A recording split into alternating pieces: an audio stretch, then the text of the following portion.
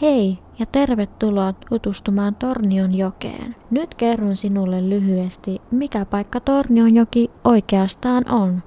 Tornionjoki on Euroopan suurin vapaana virtaava joki. Se on Suomen ja Ruotsin rajajoki, joka saa alkunsa Tornionjärvestä Kiirunassa ja laskee Perämereen Torniossa ja Haaparannalla.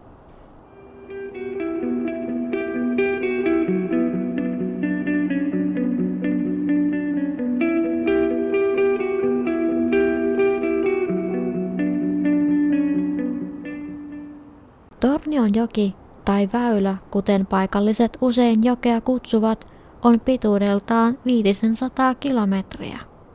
Tornionjoella voi tehdä talvisin vaikka mitä. Esimerkiksi käydä avantouinnilla. Talvikausi huipentuu joen järjestettävään Tornion suurpilkit tapahtumaan maaliskuussa.